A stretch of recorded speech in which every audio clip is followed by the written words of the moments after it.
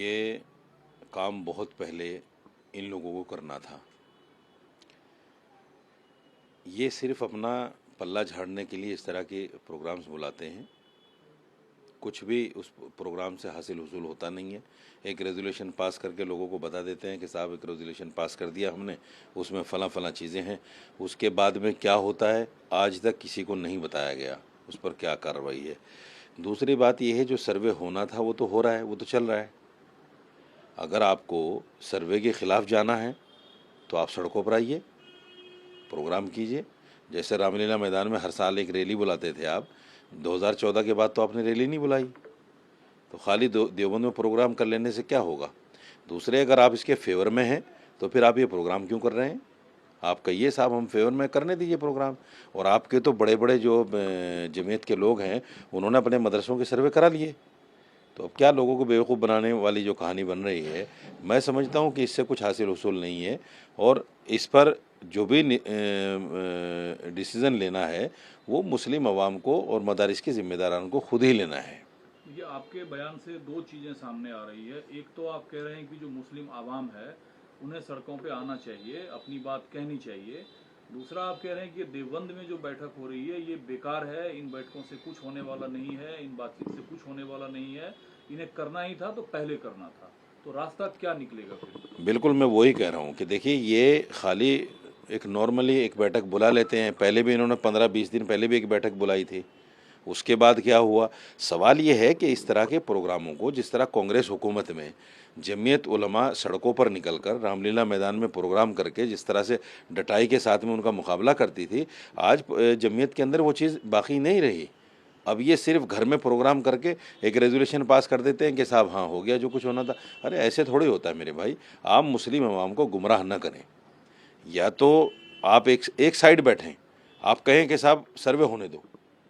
आप कह रहे सर्वे नहीं भी होना चाहिए, सर्वे गलत है। और आपके जो बड़े इदारे हैं, जो बड़े तंजीम हैं, जो बड़े लोग हैं आपके जमीयत के, वो सर्वे करा रहे हैं। तो आप मुसलमानों को गुमराह करने की कोशिश क्यों कर रहे हैं। मुसलमानों को गुमराह मत कीजिए, मुसलमानों को अपने हाल पे छोड़ दीजिए। फिर मुसलमान डिसीज़न लेगा कि मुझे सड़कों पर आकर इसका डिसीज़न लेना है या मुझे कोर्ट में जाना है या मुझे क्या करना है। मुसलमान पर छोड़ दीजिए तो इसको। आप कह रहे हैं मुसलमानों को गुमराह या बेवकूफ़ बनाने की कोशिश ये देवबंद के लोग कर रहे हैं, तो क्या करे मुसलमान फिर? मुसलमानों को चाहिए कि अपना डिसीज़न खुद ले। इसलिए कि देखिए ये जो सर्वे है ये तो सबको पता है कि हिंदुस्तान की जितनी मसाजिद हैं, जितने मदारिस हैं, हर 6 महीने में, साल में एक बार उनका सर्वे ऑलरेडी होता है। और वो सरकार की पोर्टल पर पड़ा हुआ है कि सर्वे हुआ है और ये है फलां, सारी चीज़ें होती हैं। इवन मस्जिद का भी सर्वे होता है, मस्जिद में कौन इमाम है, मुअज्जिन कौन है, कितने लोग यहाँ रहते हैं, ये सारा सर्वे सरकार के पास होता है। अब ये जो सर्वे है, ये सर्वे सिर्फ़ और सिर्फ मुसलमानों को इससे गुमराह किया जा रहा है। ये सर्वे वो नहीं है जिस तरह से मुसलमानों को डराया जा रहा है। ये सिर्फ डराने की कवायद हो रही है। सर्वे का मतलब तो सर्वे होता है। अरे भाई आप चुपचाप जब हर साल करते हैं तो करिए चुपचाप। आपने इसको इतना बड़ा बना दिया ताकि मुसलमानों में खौफ पैदा हो। कौन बड़ा बना रहा है? जो बैठ के कर रहे हैं वो बड़ा बना रहा है या सरकार बड़ा बना रही है? सरकार बड़ा बना रही है और फिर उस खौफ को ज़्यादा करने के लिए बैठकें हो रही हैं। उस खौफ को बढ़ाने के लिए बैठकें कर रहे हैं लोग।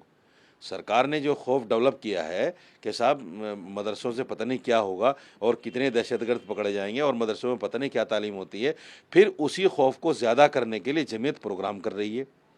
अरे भाई, जब आपके बड़े लोगों ने, जिम्मेदारों ने सर्वे करा लिए तो ये बैठक क्यों कर रहे हैं आप। साफ तौर पर ये आप कह रहे हैं ना कि देवबंद की जो बैठकें हैं वो मुसलमानों को बेवकूफ़ बनाने के लिए, डराने के लिए की जा रही है। अब जो सर्वे पर बैठक हो रही है बिल्कुल डराने वाली कहानी है, बेवकूफ़ बनाने वाली कहानी है।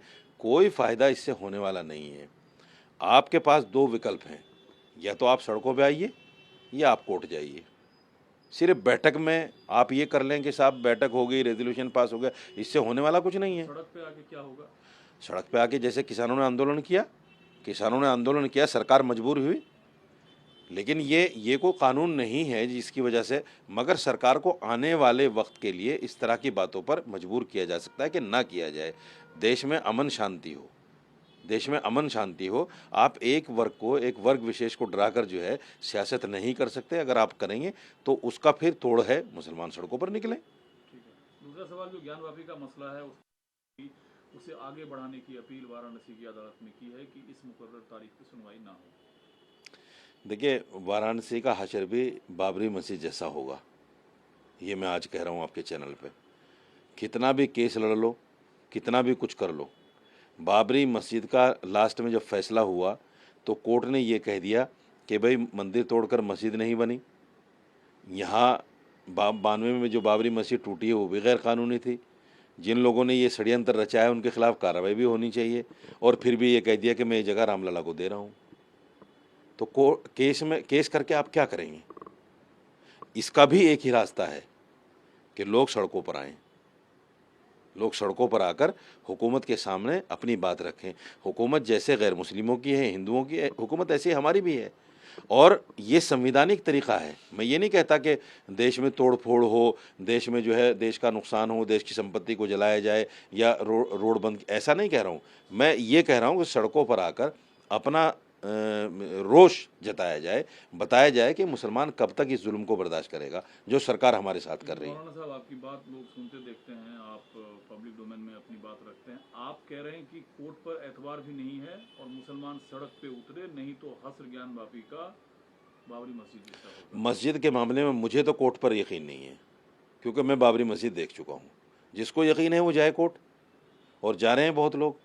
लेकिन होना यही है जो बाबरी मस्जिद के मामले में मुझे यकीन नहीं है, क्योंकि देखिए जितने भी मामला 2014 के बाद में कोर्ट में मुसलमानों के लिए आए हैं वो सारे के सारे मुसलमानों के खिलाफ गए हैं कोर्ट में। अब मैं नहीं जानता कि सरकार का दबाव है कोर्ट के ऊपर, या सरकार में या कोर्ट में बैठे हुए लोग, चूंकि वो भी धार्मिक एतबार से तो गैर मुस्लिम है ना। लेकिन आपके बयान की मजम्मत हो सकती है, आलोचना हो सकती है, जो आप कह रहे हैं कि मुसलमानों को सड़क पे उतरना चाहिए। नहीं, सड़क पर उतरना ही मेरा संवैधानिक अधिकार है। मैं ये थोड़े कह रहा हूँ कि आप सड़कें जलाओ, गाड़ियाँ जलाओ, रोड जाम करो, रेल जाम, मैं ऐसा नहीं कह रहा हूँ। ये मेरा संवैधानिक अधिकार है कि मैं अपने रोष को जंतर मंतर पर आकर जताऊँ, मैं जगह जगह जो है धरने प्रदर्शन करूँ, ये मेरा संवैधानिक अधिकार है। मैं बिल्कुल नहीं कह रहा हूँ कि आप जो है ऐसा माहौल पैदा कर दीजिए जैसा जो है हरियाणा में माहौल हुआ था किसान आंदोलन के टाइम में, और करोड़ों रुपए की संपत्ति जो है जलकर खाक हो गई, लेकिन कुछ नहीं हुआ। मुसलमान जहाँ निकलता है, मुसलमान जहाँ बात करता है उसकी सुनी नहीं जाती। लेकिन हम अपना रोष जता सकते हैं और ये हमारा संवैधानिक अधिकार है।